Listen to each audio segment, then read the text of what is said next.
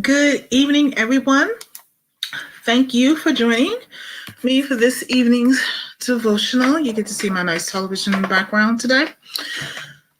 Thank you for joining me for this evening's devotional, The Healing. Um, as you know, this has been an awesome week to, do so many different things with what God has for us. And I'm just elated at, what God is doing and how he's moving and how he is working within everything, within everything. So always just to be grateful for what God has, in store for us. This week's devotional has been about your past, your purpose stands regardless of your past. And I just want to say that again. Your purpose stands regardless of your past.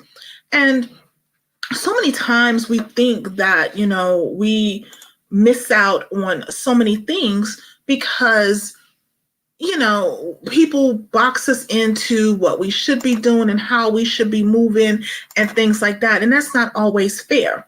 So for those who may be just listening this evening for the first time, I'm just going to bring you up to speed on, the topics that we've been going over for this past week. I'm just readjusting my chair so that I can really see you guys and kind of get this moving and grooving.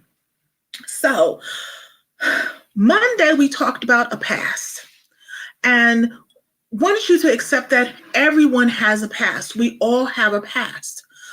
Our past is 2 seconds ago. We all have a past. So there is nothing for us to be worried about, concerned about, feel bad about. We all have a past, right? Now, Tuesday, we discussed his grace. We discussed that after you get into the milks and crannies of it, after you get into the nitty gritty of it, and you've accepted, that you have your past and you've accepted that, you're moving forward, you're allowing his grace to come in and be fully sufficient in everything that he has for you, in everything. Yesterday, we talked about your restoration.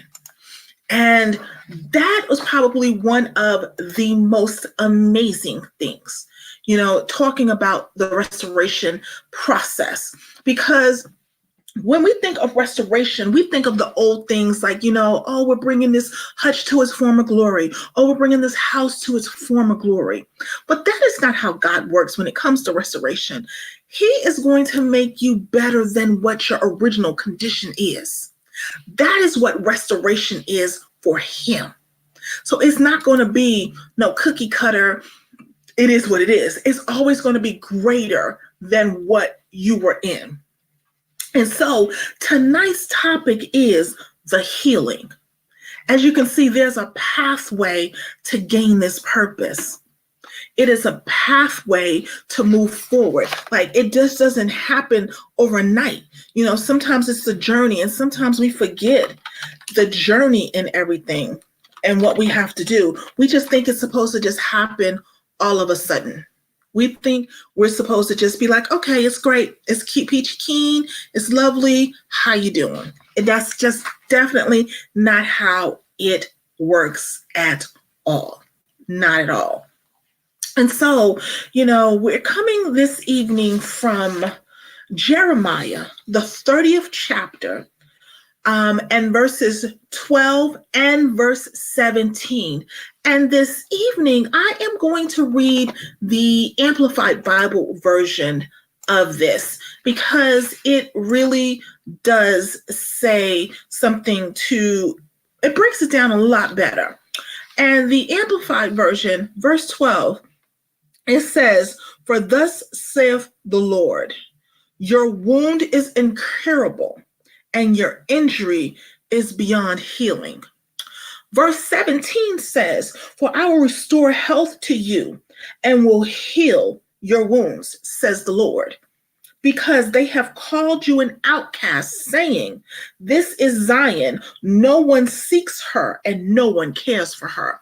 And basically, what he is going to do is he is showing you that, hello, I care.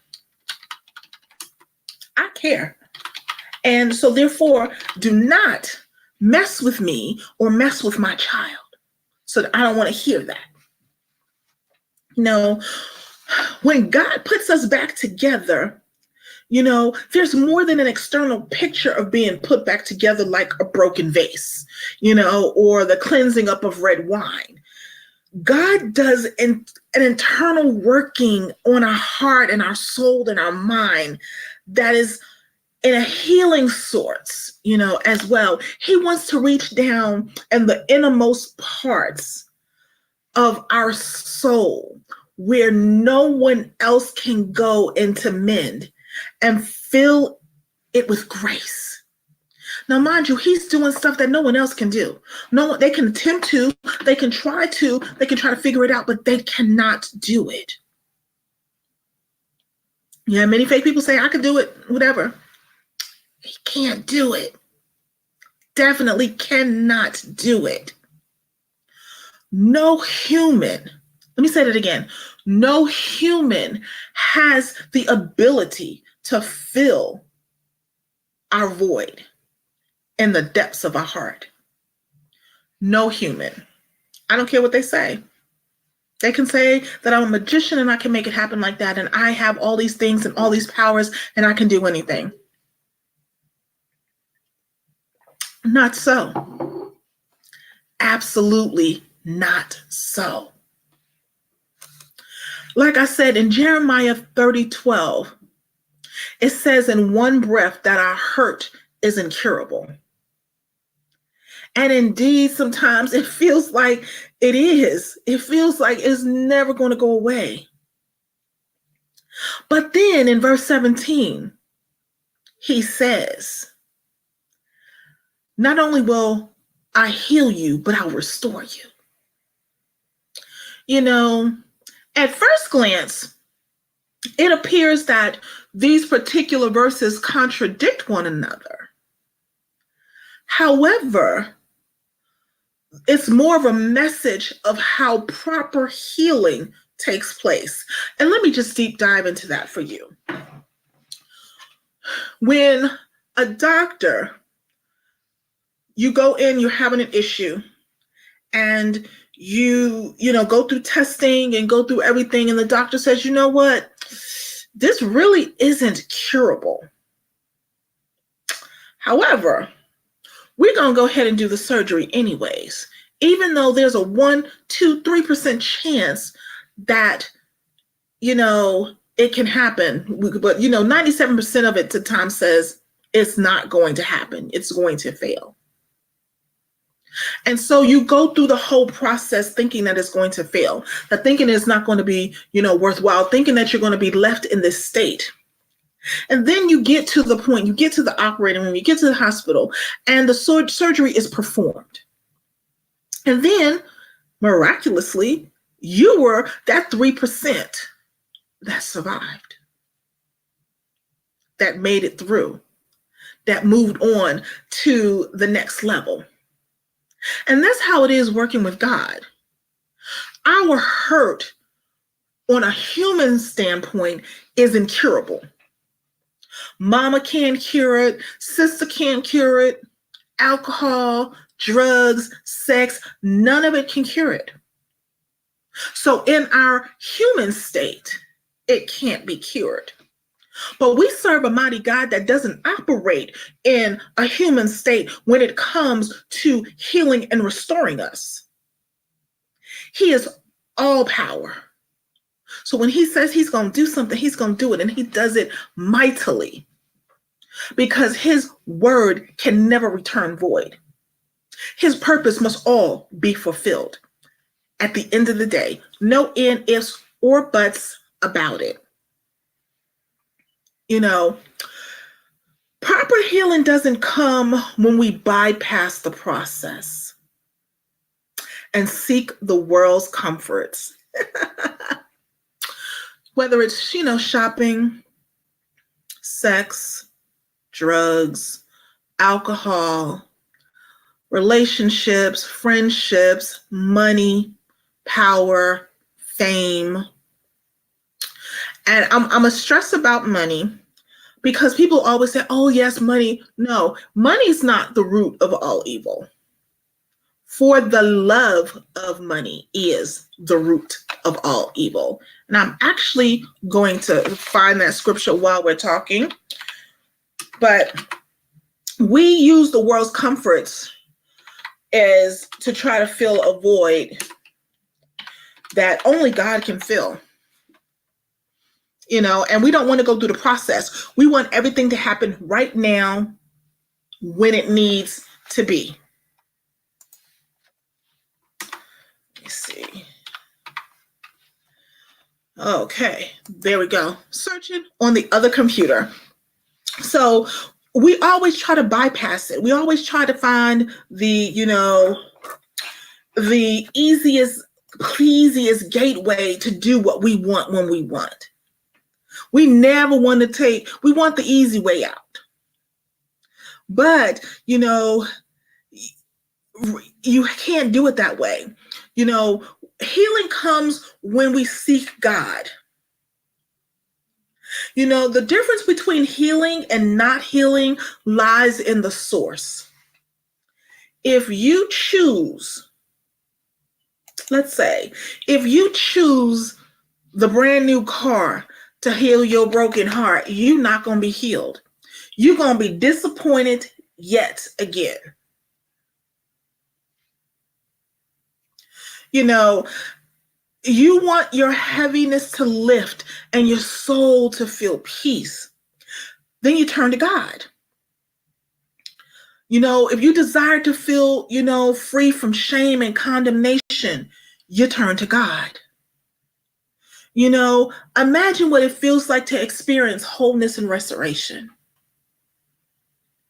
You want to feel that? You turn to God. He is the answer to our healing. When we pursue God's, we experience grace, restoration, and healing that no past can grip to. I'm going to say that again. When we turn to God,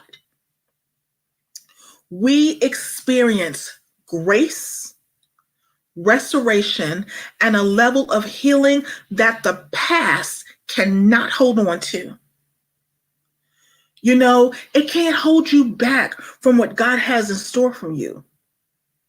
It can't. So as I was saying, when we talk about money, we say money is the root of everything.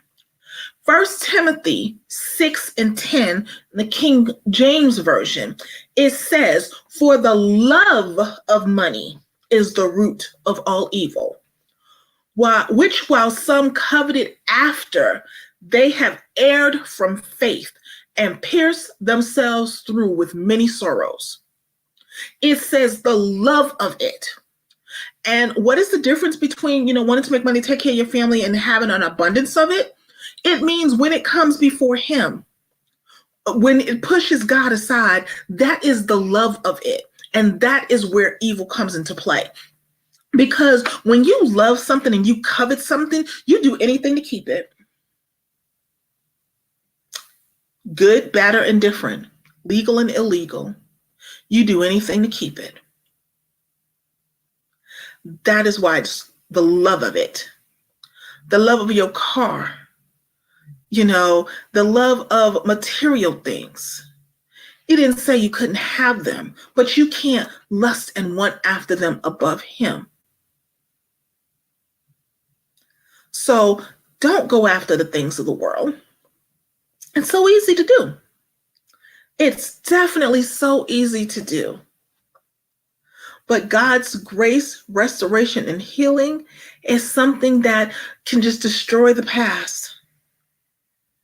Because we all have a past. And we're all living in His grace while He's restoring us and fully healing us.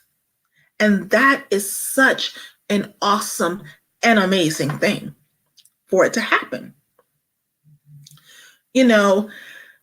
When God decided to just do these things. And I know through my own personal experience of dealing with restoration and being restored to a level that I didn't always just feel that because of my past that I wasn't worthy. I felt like that.